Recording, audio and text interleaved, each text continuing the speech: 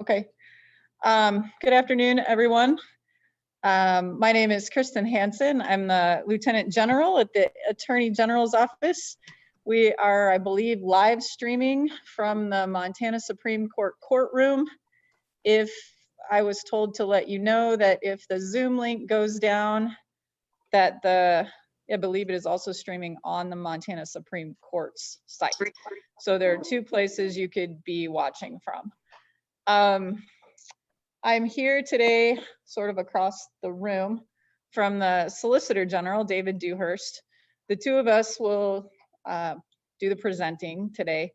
I will start just with sort of a brief overview of a few things that we're doing at the Attorney General's office in terms of a little bit of restructuring and reorganizing.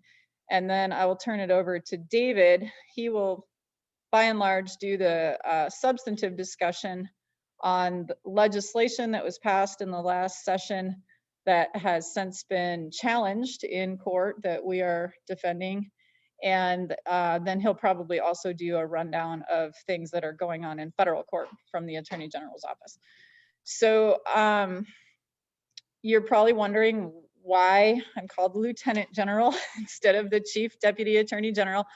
It's simply just a new way of thinking about things. We have divided the Attorney General's office into two halves, where there used to be a Chief of Staff and a Chief Deputy over the Legal Services Division.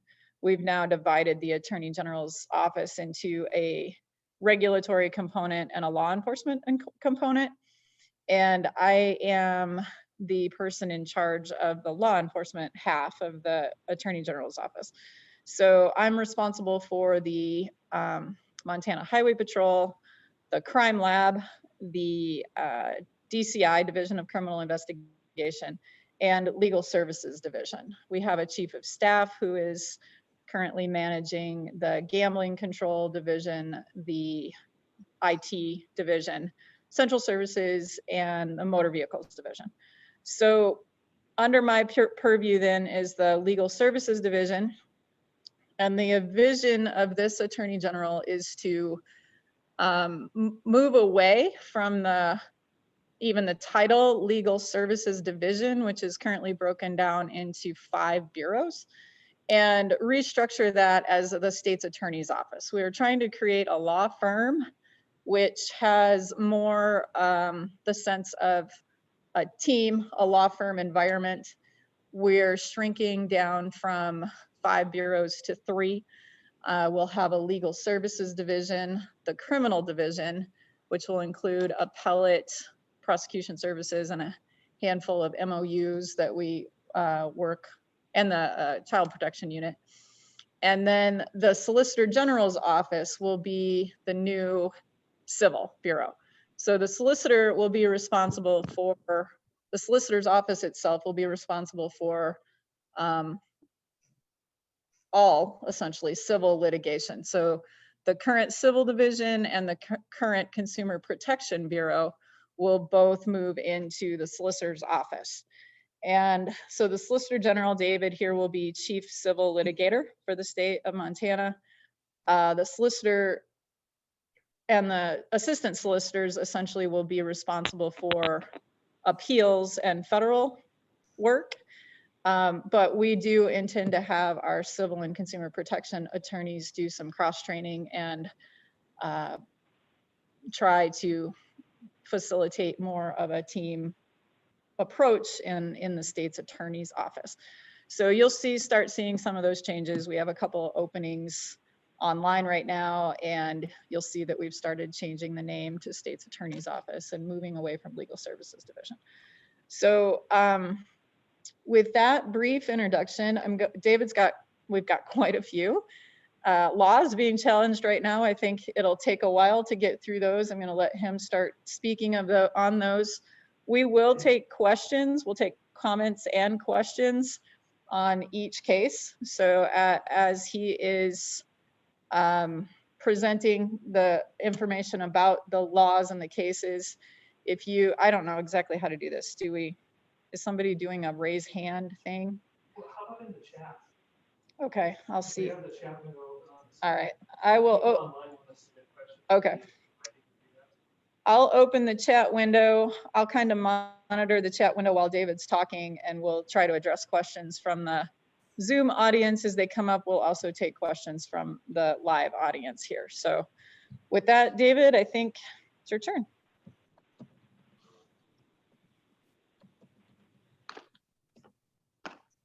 Okay, so if you also mute your sound, then you won't get that feedback.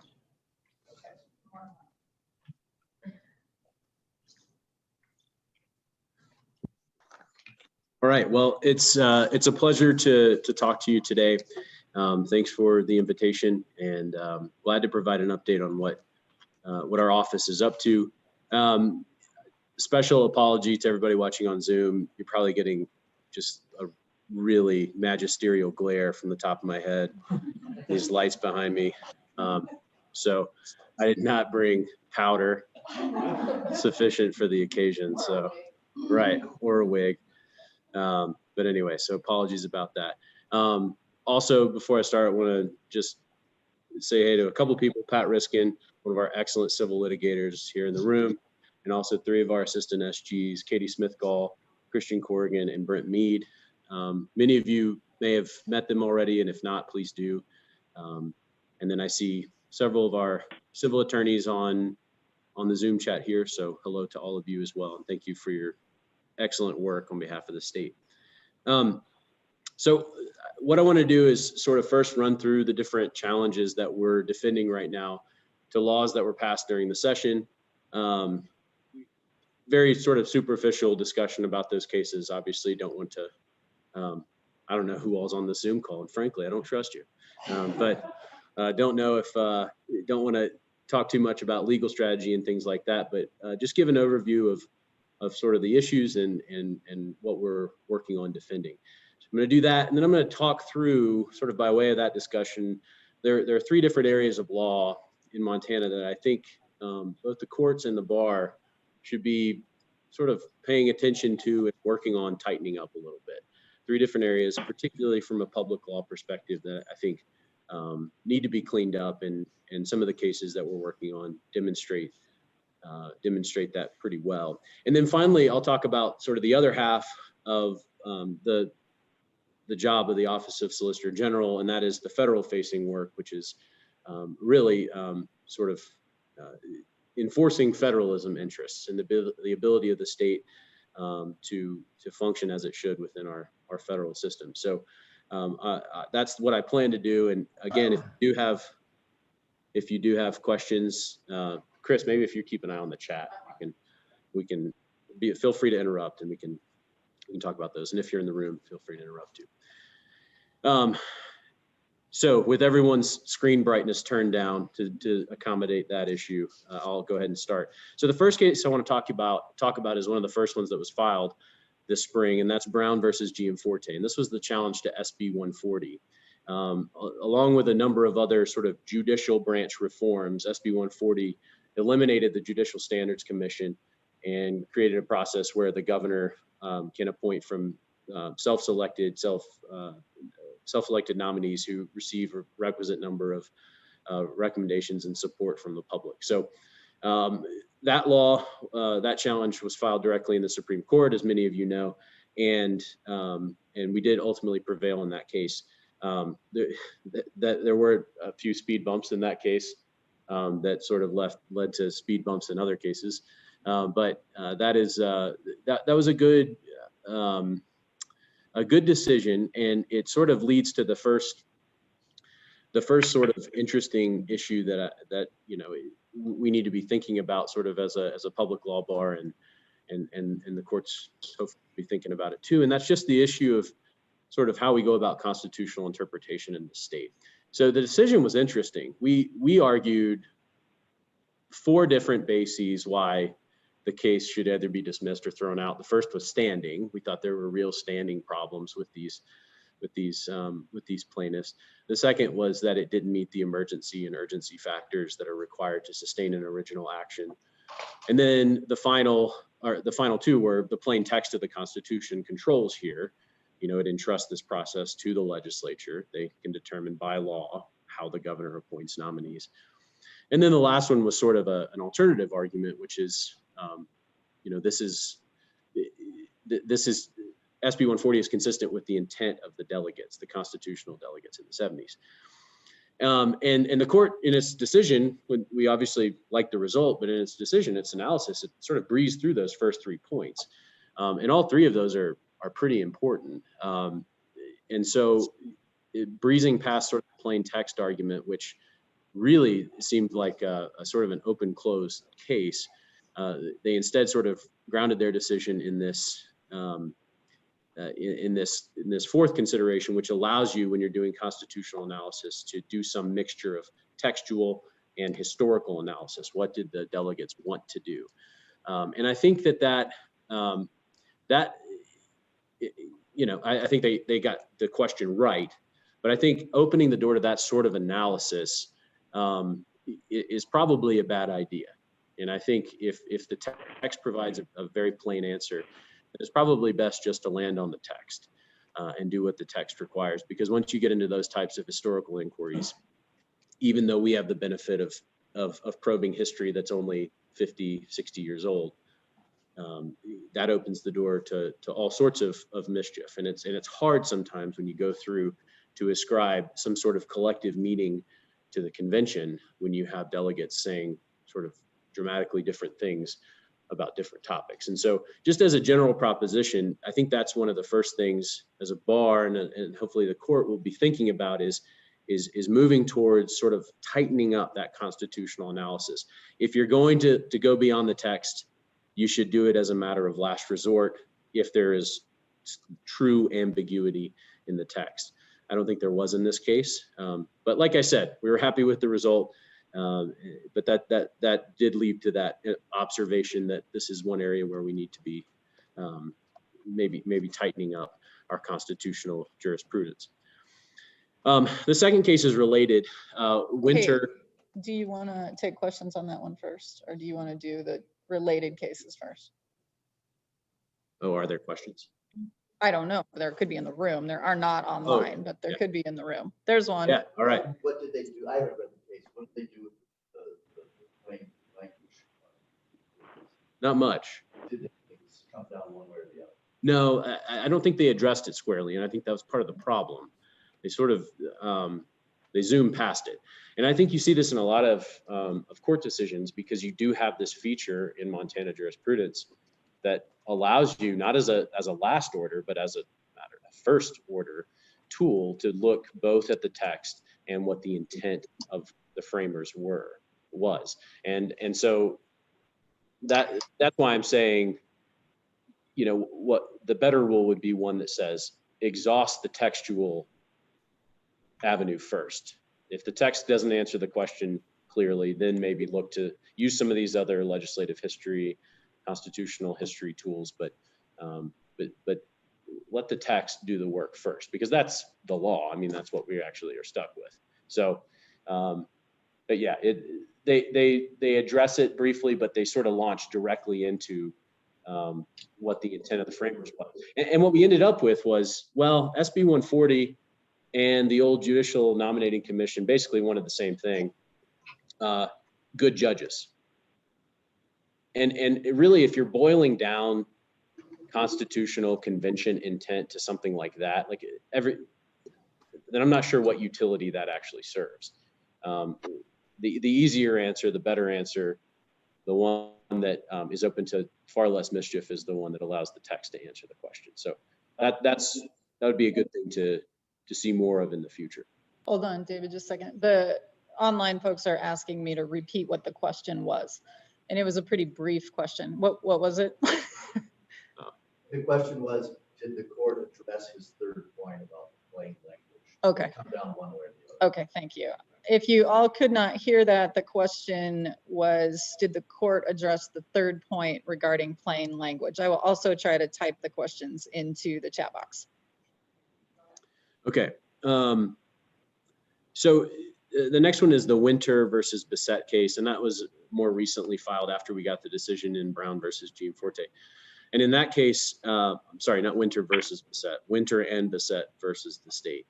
That's another challenge to the constitutionality of SB 140. This, of course, is after the new judge up in Great Falls has been appointed and seated. It's ostensibly a different constitutional challenge, but much of the ground that those plaintiffs are trying to cover is ground that was covered in Brown. And so that the motion to dismiss has been fully briefed in that case, and we're just waiting for Judge McMahon to issue a ruling there. Let's see. One more sort of judicial reform case. This is Sister Mary Jo McDonald versus Christy Jacobson, Secretary of State. And this is a challenge to HB 325. The legislature sent this to the ballot for 2022, which would make Supreme Court elections by district, different districts among the states. So this is another constitutional case.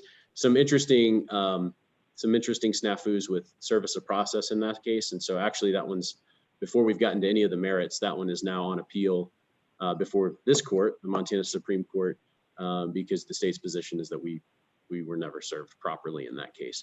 And so we're dealing with that issue, and that has to do with some timing on some strategic decisions that were made at the trial court level. And so that one's probably slowed down a little bit in the meantime, but it will heat up again at some point.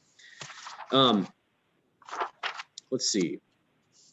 I've numbered these, but they're not in chronological order. So the next two cases are challenges to the various sort of election regulation laws that the legislature passed this last session. The Montana Democratic Party in Vaughn versus Jacobson in Yellowstone County.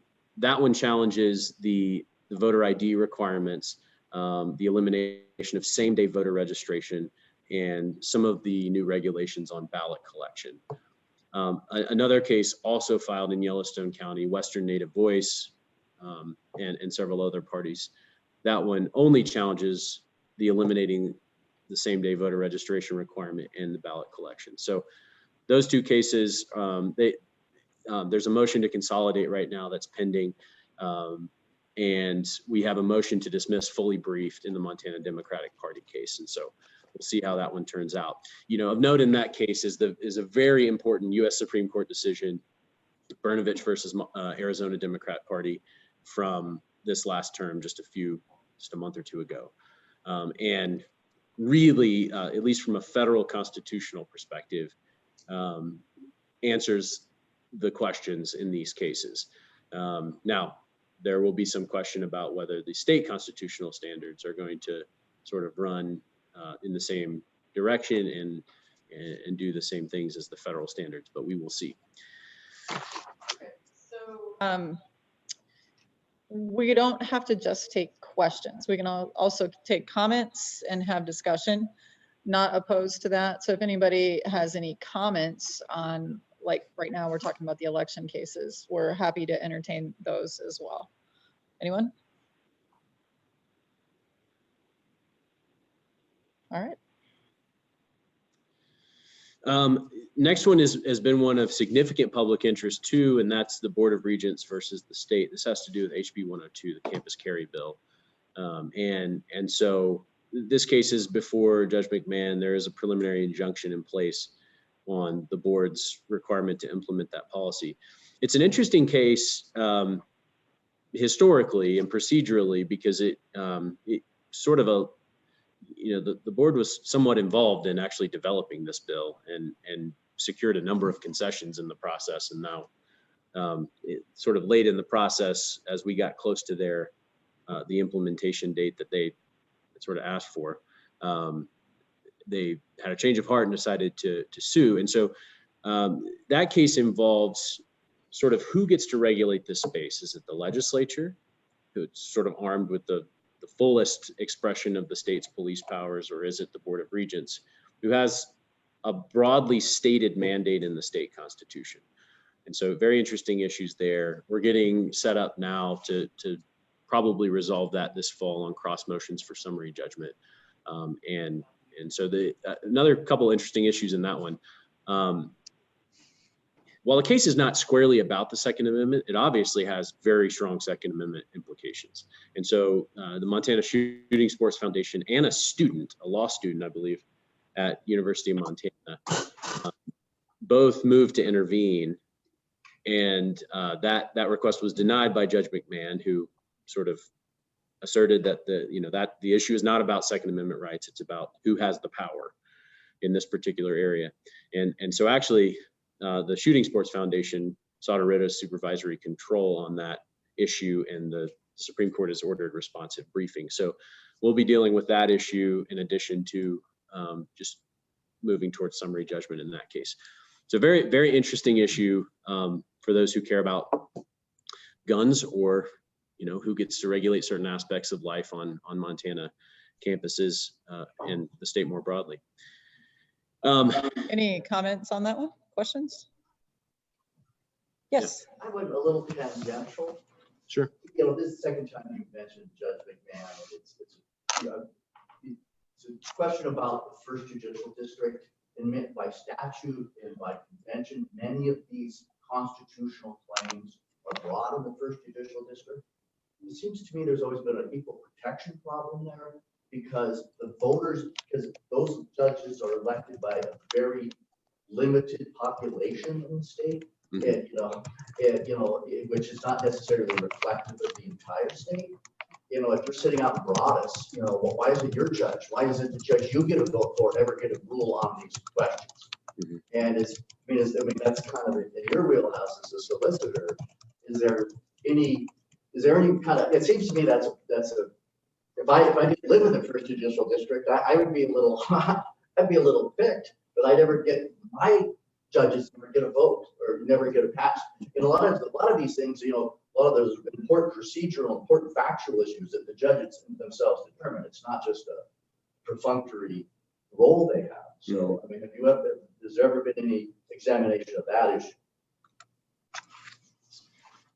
So, Chris, you can probably speak to that, because I think there was a legislative effort to address part of that this last time. So there's been, since I was a legislator in 2011, there's been at least 2 attempts by the legislature to change the jurisdiction, the filing jurisdiction, I guess, parameters of the first judicial district. So to answer your big question, yes, I think there is an overarching question of equal protection, with the first judicial district being effectively the court of record for major constitutional and statutory cases across the state. The times that the legislature has attempted to change it, it hasn't been successful. It's either not gotten all the way through the legislative process. I can't remember if there was one time that it was vetoed, if it made it through and was vetoed. But it is an ongoing question. I think you'll see it come up again. I think the legislature will continue to pursue that, because particularly legislators from the smaller rural districts, there is a fundamental feeling of unfairness, that it's the Helena district that gets to decide everything major, that if they want to sue the state, they have to come to Helena. They can't sue in their local district court.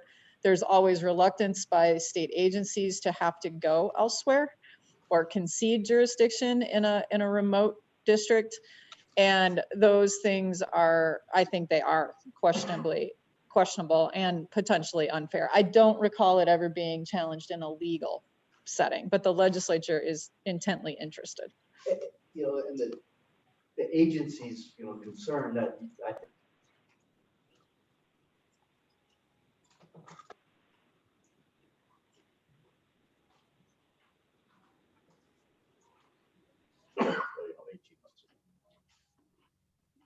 Yeah, so I don't have, I think Chris has answered it as well as I could. I don't have much of a well-developed opinion on this yet, but I will say that, that there are interesting quirks about venue, both in the state courts and the federal courts. And I'll just note that we saw a standing order from Chief Judge Morris, Federal District Court, on Friday, where basically all constitutional challenges are now funneled to Great Falls.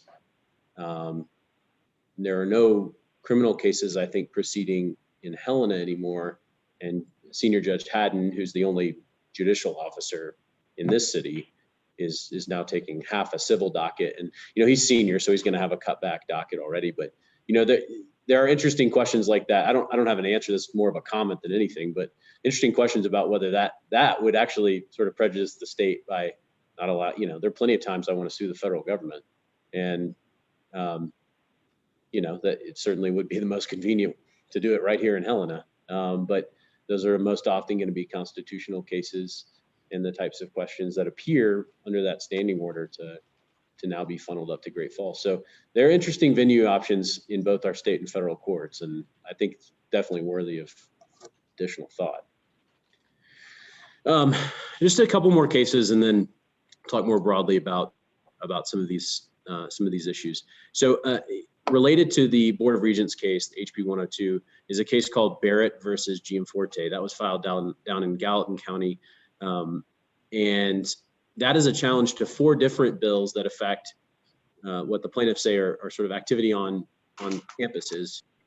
But their theory is not to actually attack the bills as unconstitutional or unlawful for any reason, but to actually say that in all 4 areas, this is something only the Board of Regents can actually, only they can make policy in these areas. And this has to do with HB 102, the gun bill, HB 112, which is the women's sports bill, HB 319, which imposes some campus location restrictions for campaigning and student organization funding, and then HB 349, which has to do with student harassment, speech, and things like that. So,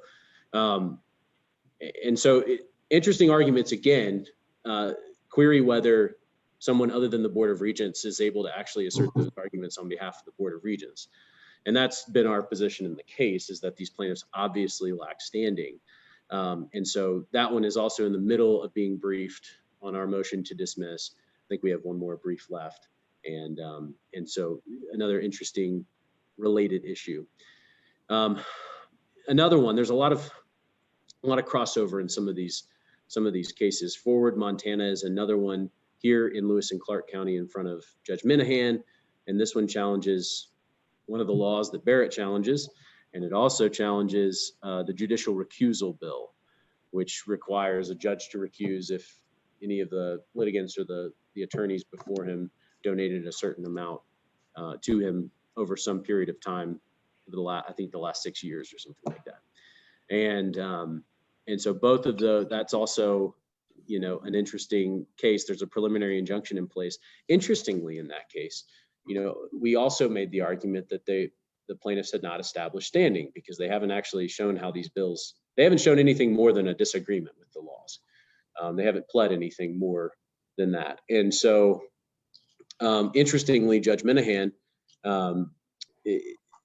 said, well, when he issued the preliminary injunction, he says, I'm not going to talk about standing. I'm not going to address standing. I'm not going to address the merits, but I am going to enter the preliminary injunction. And so the Barrett case that I just mentioned and Ford, Montana sort of raise another issue, which I think is one that we need to sort of batten down the hatches on, and that's standing. As public lawyers, I think we all can appreciate like how important standing is, and that you actually have to make those Article 3 showings before you're able to sue the state.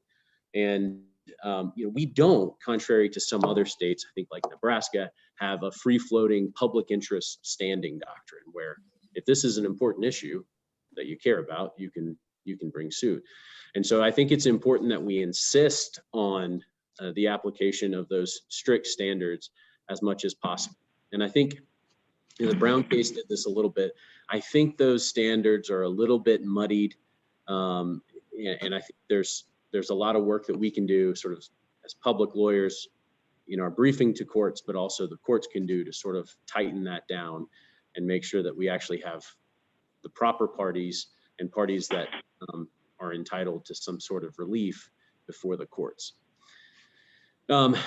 And then the last couple of cases I want to talk about, the Marquez case is currently in Yellowstone County. That's challenging SB 280, which the legislature reverted back to the previous DPHHS rule as it relates to changing sex on your birth certificate. In 2017, there had been an administrative change to a previous administrative rule. The legislature came in and said, no, the new rule's gone. And now, as a matter of statute, we're making the old rule the law. And that requires providing court documents that establish that you underwent surgical procedure in order to change sex on your birth certificate. That one, there's a preliminary injunction motion. We responded to that last week and also moved to dismiss. And so we'll see how that one progresses. And then most recently is Planned Parenthood versus Montana. This is a challenge to 4 new abortion-related bills that the legislature passed: HB 136, which is the 20-week ban; HB 171, which establishes a risk protocol for chemical abortions; HB 140, it's the ultrasound bill; HB 229, which limits the health plans under the Affordable Care Act that can actually cover abortion services. So that one will have briefing coming up soon, and so stay tuned on that. So that's an overview of the state cases that we have going on. We have a number of them. I don't think it's particularly unusual after a legislative session to get a slew of lawsuits. But anyway, I'll say once again, for all of our civil attorneys and the assistant SGs and everyone who's attending this, like, excellent work, and everybody's working very hard and doing very good work on behalf of the state. So does anybody have any comments, question? That was a whole bunch of high profile cases. Any thoughts? If it doesn't put you on the spot, could you get into what the plaintiff's arguments are for the breaking up the Montana Supreme Court into different districts? As I understand it, I haven't spent a whole lot of time yet digging in on that one because, like I said, we're sort of a procedural stage. But as I understand it, I think they assert that it violates Article 7 of the Constitution. Particularly, they're asserting that these elections have to be statewide. I think we obviously disagree with that reading, but I believe that's the nub of their argument. Sorry, I can't give you more. In the Constitution itself? Right. Okay. Right. Okay, so the one more issue that I didn't talk about, and that is the preliminary injunction standard in the state. I have a few people that work for me whose heads are constantly about to explode because of the preliminary injunction standard, which means everything and nothing in its current form. So I'm of the firm belief that in Montana, injunctive relief is extraordinary. Equitable relief by courts is extraordinary, and it should be, and that means there should be some serious requirements in order to obtain it. I'm a big fan of the federal standard, the winter factors, which are pretty clear, pretty plain. Likelihood of success on the merits, a likelihood you're going to suffer an irreparable injury, and then when you're trying to enjoin the government, whether the equities tip in your favor and the public interest is served by the injunction, those things move together when you're suing the government. I think we need that as a coherent standard in the state. We do have that standard as it relates to certain types of injunctive relief, but unfortunately none of the types of relief that people are seeking against me right now. So that's a little aggravating. And the way that our statute is written on this, we would argue that you sort of pick your path. One of them would require what we say is you have to show a likelihood of success on the merits, a prima facie case that you're entitled to relief. However, there's some case law twists that basically say you just have to show some sort of prima facie likelihood that you could suffer harm of something. And frankly, that is that bar is way too low to obtain injunctive relief against the government. You ought to have to show a likelihood of success on the merits, not absolute success, but you ought to have to at least meet those winner factors at the federal level, which we have adopted in this state in other settings. And so that's the third area. Preliminary injunction standard standing doctrine and our modes of constitutional interpretations. Those are the three things that I would love to see us all sort of focus on a little bit more. So that's my spiel on the state side. Do you want me to move to the federal, or do we have questions or comments? Right, we're gonna move to federal here in a second. So if you want to talk about, and we can come back to the state cases, that's fine as well, if you think of something, but anything on the state cases for the moment? I just had a procedural thing. Can you ask everybody to do?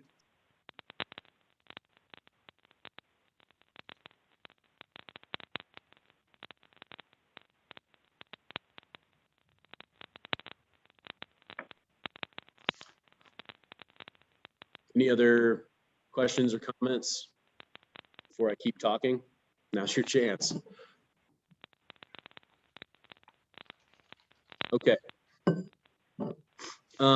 So I want to talk specifically about, the role of the Solicitor General is we face inward, we work on state litigation. We also face outward, and we interact with the federal government, and we all interact with the other states in sort of collective efforts to assert federalism rights and to combat what we see as federal overreach into certain areas. So I want to talk specifically about two cases where Montana is leading large, well, not large in both cases, but significant multi-state actions. The first is the litigation involving the Keystone XL Pipeline and the president's cancellation of the cross-border permit just a few hours after he was sworn in back on January 20th. So this case is progressing in the Southern District of Texas. We have 23 states on this in this coalition. Texas is working with us in leading it. We just filed on Monday a 60-page response to the federal defendant's motion to dismiss. And this is a very interesting case. If you're interested, you're all public lawyers, so you're probably a little bit nerdy like me, and you enjoy these separation of powers questions and things like that. And so this is a case all about the separation of powers, whether the president has the power under the Constitution to unilaterally revoke a permit like this. And so we've put together a very good complaint, an amended complaint, and then also this is the first time we've really briefed the issue. So whenever you have a few minutes, it's only 60 pages, but look it up and take a read. And it at least raises really interesting issues about the interplay of Congress and the president as it relates to those types of decisions. David, will you stop for a second? If you are cell phone number ending in 828, will you please mute your phone? No one else can hear anything because of the static on your phone. Is it 828? I'm trying to figure out how to kick you out of the call, but I haven't been able to figure that out yet. So please mute your phone. There we go. I think it muted. All right. Thank you. Lieutenant Brooks, no non-participation. Okay. All right. So that case is ongoing. Like I said, we're litigating in the Southern District of Texas, which means it would travel up through the Fifth Circuit en route to the Supreme Court. Interesting wrinkle in that case, of course, is that TC Energy terminated their project, their operation of the project back in June, I believe. And so it's raised some issues about whether the case is moot or not. And we obviously argue that it's not. It fits squarely within sort of mootness exceptions. And we don't think it's moot anyway. We don't think it's that much of a stretch to say that a multi-billion-dollar natural resource project like this is going to make some company a lot of money. But there's no way that a company is going to step in under the specter of presidential power like this that can just flip the switch on and off at a moment's notice. And so anyway, it's a very interesting case. We're very glad to be leading that coalition to sort of push back against that sort of presidential power. I mean, it's the Keystone XL Pipeline, which has huge implications for Montana. I think it enjoys broad bipartisan support in the state. But it's also, it's also, this could lead to other projects being put in jeopardy by this sort of power. And so, so it's a very important case, and we're happy to be leading on that one. The other one is a case we joined very early in the Attorney General's term, and that's we joined Arizona's case against the Department of Homeland Security, challenging both the day one pause on removals of deportable aliens and also some subsequent guidance from ICE, which basically does the same thing, which tells people to prioritize removals in a particular way. And one of the things we were able to do is get some discovery in that case, which shows that these different measures and policy directives that have been undertaken by the federal government, they said when they issued the guidance, well, it's just because of constrained resources, right? It's just, we can't remove everybody all the time. So we're just putting a new sort of, we're putting priorities in place. We're going to do this in a particular order. And, but what we found in discovery when we actually deposed some of the supervisors of ICE removal operations down close to the border were that removals had fallen by about 50% month over month, and that these ICE operations, there was no significant change in their resources. You know, that was a contrived rationale. It was pretextual. And this is a growing trend in administrative law. You know, the APA conceivably gives federal agencies the discretion to do just about anything they want. It just imposes procedural requirements on them. And one of those that has emerged over the last several years is that you can't sort of make up rationales. There has to be the actual, you know, you have to actually say why you're doing something. And so this can lead A, to discovery, and B, to show that an action is arbitrary and capricious because it's not actually, you haven't provided any sort of rationale for why you're undertaking the action. So that's been a very interesting case. It's ongoing. We're seeking an emergency injunction from the Ninth Circuit right now. And so we'll see how that goes. Meanwhile, similar cases in Texas have resulted in injunctions of similar immigration policy measures by the new administration. One other area where federalism is going to be very important is the area of non-discrimination and religious liberty. And the reason this is important for federalism is that we saw a few years ago in the Bostock decision, Justice Gorsuch wrote that Title VII's prohibition on sex discrimination also includes sexual orientation and gender identity. That was, you know, by his own terms, a very limited decision. And what we've seen so far is this administration administratively saying that Title X and Title IX are sex discrimination means the same thing in those statutes as well, which raises a whole slew of issues.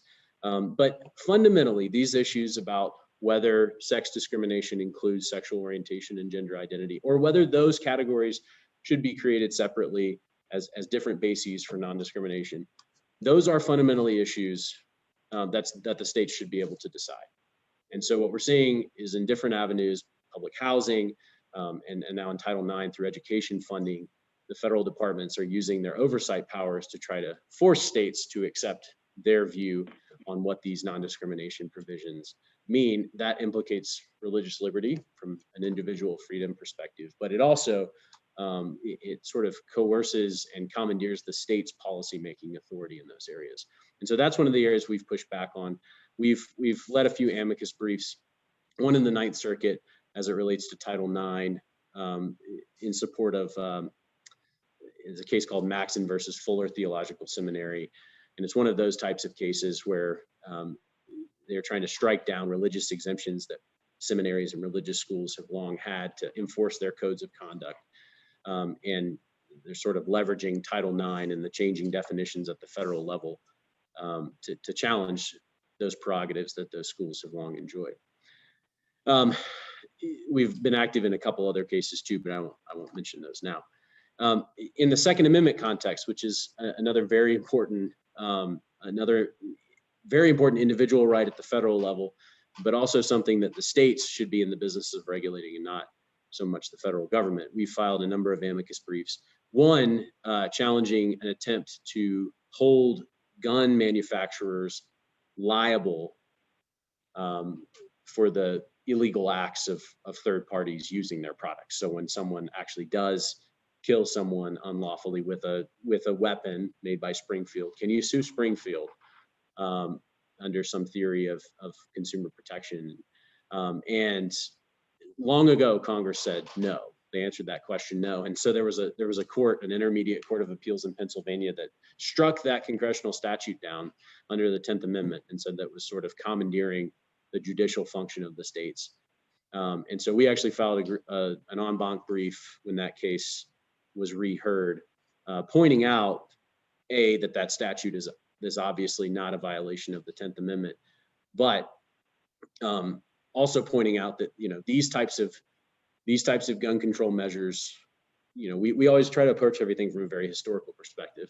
And so we sort of outlined the genesis of these types of gun control measures. And they have some pretty dubious beginnings in the American past, which I don't think we want to necessarily be reviving. We pointed out there's a very consistent analog with the speech restrictions, as Northern journalists were reporting on the civil rights movement in the South. And you had state courts over and over again issuing these huge defamation and libel judgments against these journalists. And eventually that resulted in New York Times versus Sullivan, when the Supreme Court stepped in and sort of put a stop to it. But there's always been an attempt to use those types of consumer protection laws to achieve policy goals. And in the past, at least, they've been motivated by pretty dubious aims. And we think that there's pretty common, at least in their genesis, some pretty common threads between what we saw in the civil rights movement and what we've seen in at the beginning of the gun control movement. We also led a brief in Young versus Hawaii. This is a cert petition from a Ninth Circuit decision, which basically takes away the right to bear arms. If the Heller case basically said you have the right to keep arms in your home, the Ninth Circuit has said, well, there is no right to bear them outside the home, because Hawaii's particular framework basically boxes just about everyone out from carrying a gun outside the home. And so this is an appeal from that case, and we were happy to lead that amicus brief with Louisiana and Arizona.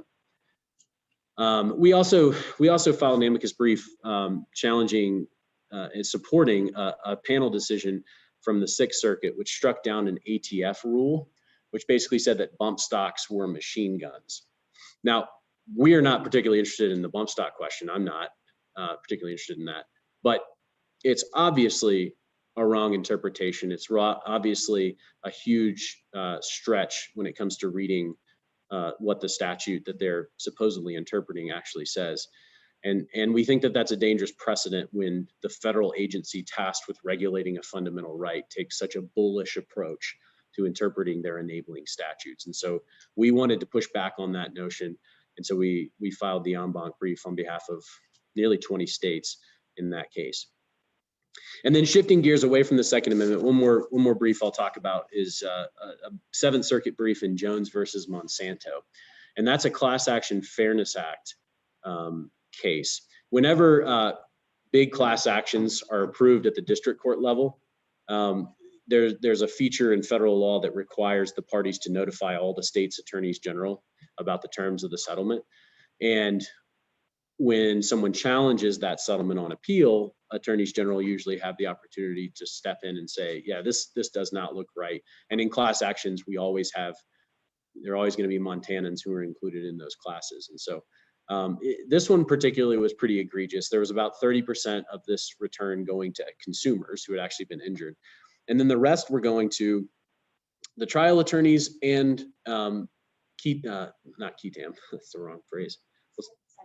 Cypre groups, so nonprofit groups that supposedly advance the interest of consumers. Both of these pose really serious prudential questions about whether that actually serves the best interests of consumers. And so we filed a brief on behalf of several states pushing back on that settlement and saying we don't think that this is actually fair to consumers, certainly not to Montana consumers who are not being made whole and at the same time are being sort of forced to fund some of these other groups that may not really speak for them on issues that they care about. So that's one area we've been focusing on too, is trying to make sure that our consumer protection and our the way that we interact with lawyers is actually, we have principles in place that benefit Montana consumers more than anything else. Like, that's the end goal. We want, if we're going to get money, we want money going into their pockets, not the pockets of lawyers and not the pockets of any special interest groups out there, because we think that the consumers at the end of the day are going to put that money to the best use. Well, that's my spiel. And so I'm happy to take questions or talk about any of this, but those are sort of the two big roles of the Solicitor General's office, half state, half federal. And those are some of the things we've been working on. Questions, comments? Rob? I have a question.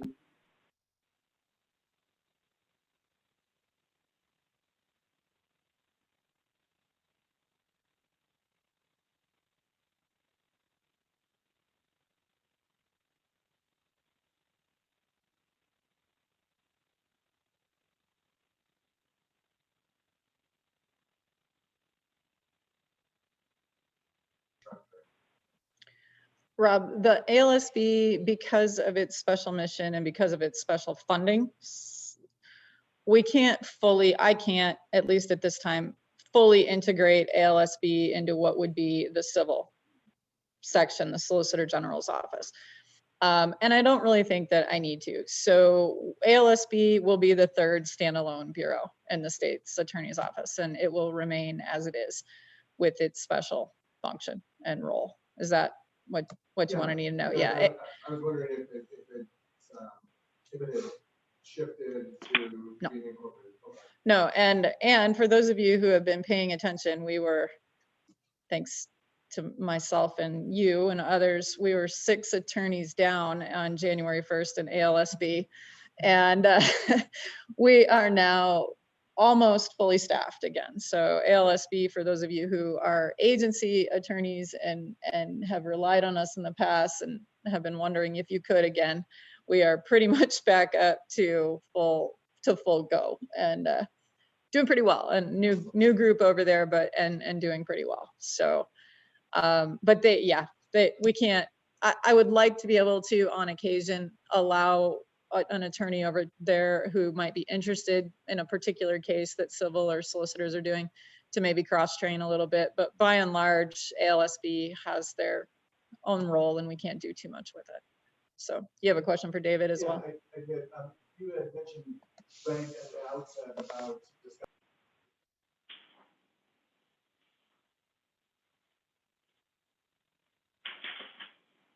discussion that's between different public bodies. Yeah. How is the public afforded the opportunity to know about those strategy meetings and attend those strategy meetings? Because we've got our specific statute that allows the public to attend litigation strategy meetings when the litigation is between public bodies. Yeah. Give me an example. Like, are you talking about the Board of Regents case, for instance? Yeah, I mean, I'm just looking at the public meeting statute, not to get too specific, but there's the statute that says a meeting may not be closed to discuss strategy to be followed in litigation in which the only parties are public bodies. And so I didn't know if those issues come up in litigation between these different state agencies about how to accommodate the public's right to know on that type of litigation. Rob, can you tell me the statute section? Sure. So I can put it in the It's question. 23203 subsection 4B. And I know that this has come up in litigation that I've had with different state agencies, and you know how best to accommodate the public access when the litigation is between the state agencies or the public bodies. I will answer that question in with my typical aplomb. I don't know the answer to your question, but I am glad you asked it, and we'll look into it and give you an answer. Yeah, Chris, one situation where it came up that was in 2011 during that session when Governor Schweitzer sued the legislature, Mhm. and how the legislature held its meetings regarding litigation strategy. That's one example of where this issue has come up.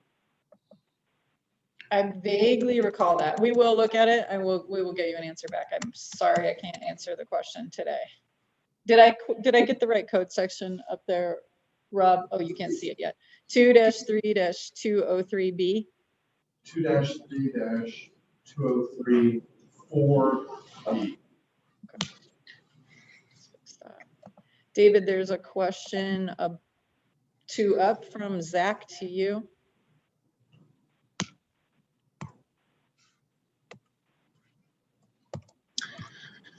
Care to give us some gloss on how the AG's office decides to participate with federal or other state agency suits?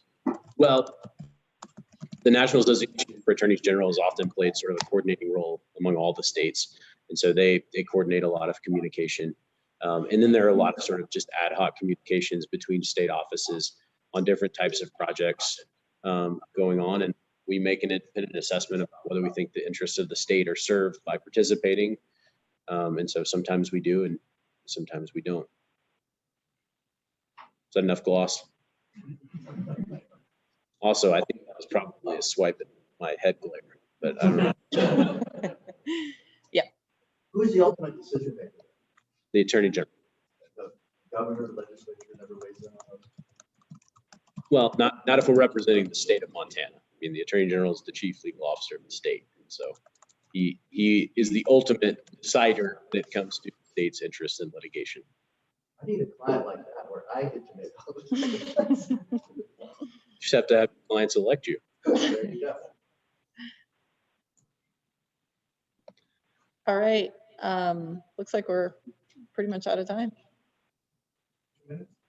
Oh, yeah. Anything else with 2 minutes to go? All right. I hope you guys got something out of that, at least the status update. If they have any other particular questions, feel free to email us. We've got two of our assistant solicitors over here in the corner. I saw them.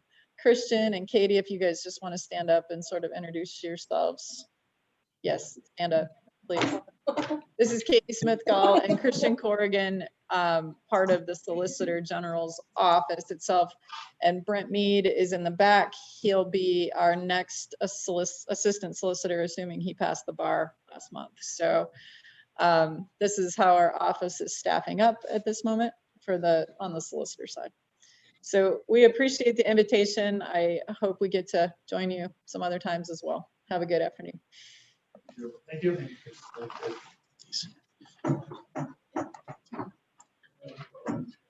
Gee.